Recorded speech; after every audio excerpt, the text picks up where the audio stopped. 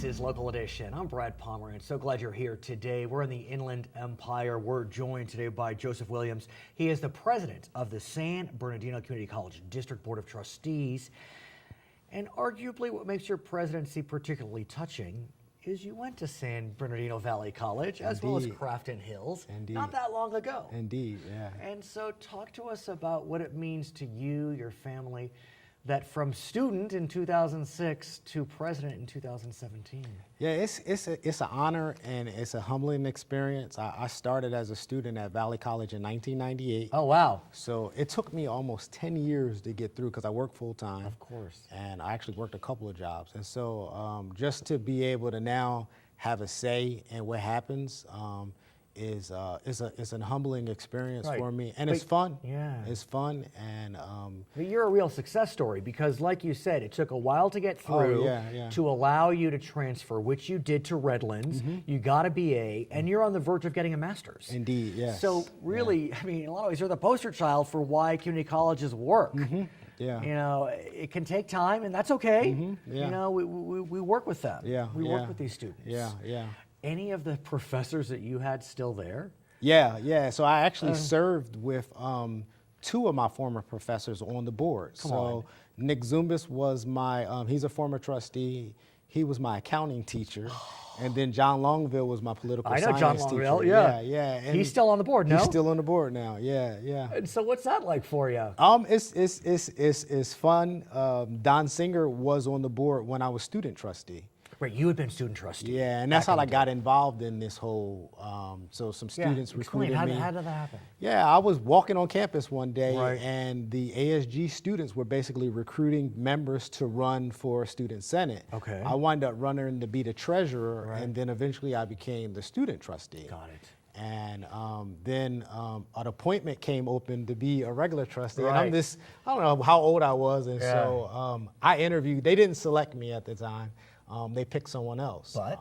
And so then years later, you know, I've always stayed involved and stayed interested. So in 2013, James Ramos became county supervisor, and that left a vacancy. So I interviewed for the position, and then I was selected, and so I've been on the board since 2013. But you won election in 2014. Then I ran, and that was an incredible experience, just going around meeting all of the people in the district, knocking on doors. But let me ask you, how did your experience as a student trustee inform your experience as now an official trustee? Yeah, and that was what my point was to the board when I interviewed, is that I already understood the process. Of course. I already understood how the agenda worked. I knew the issues, and so I participated in the meeting. Now, being a student trustee, now that I'm a regular trustee, is different, you know, because you don't participate in closed session, and then your vote is advisory. But I understood the process and the workings of how decisions were made. But what about the current student trustee? It must be great to have you there. Yeah, because they look at me and say, wow, and I tell them, like, you can do anything you set your mind to. And so it inspires them. When we talk to student trustees all across the state,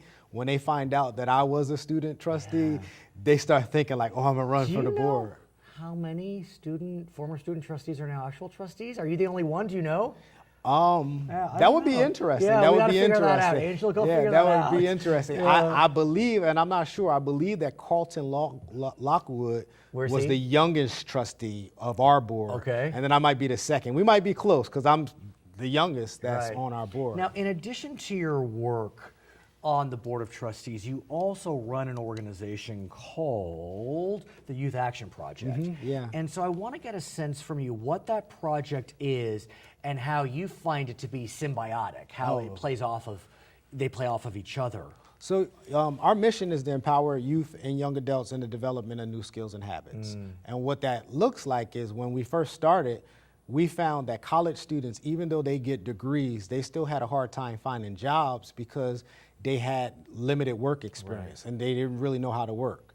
And then also during the time of our formation, Black and Latino students weren't passing at the time the Casey exam. So that meant the California High School Exit exam, which is no more. With us, But it means that they weren't reading and writing at the levels that they should. And so YAP kind of evolved from that need. And so we serve a unique space. Again, we provide practical paid work experience. We basically teach young people what the world of work is all about.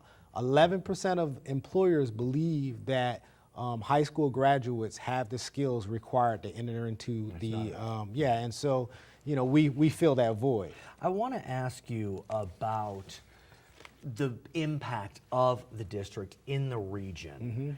Because you do have two colleges. I presume you're tight with CSUSB, the Cal State.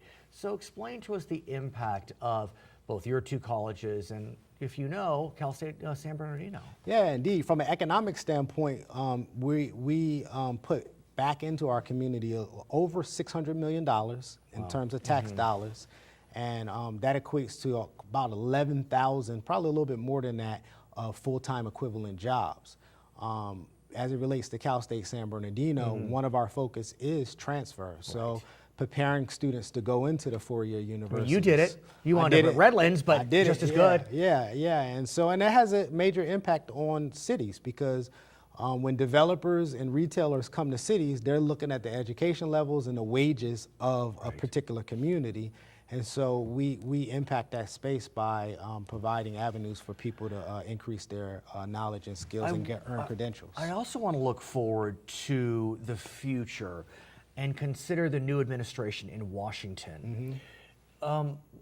President Trump has said a lot of things and did say a lot of things during the campaign, but one thing he did say is he focused on his desire to, quote, bring back jobs to America, whatever that may mean. The jobs he was focusing upon were manufacturing jobs, skilled jobs, semi-skilled jobs.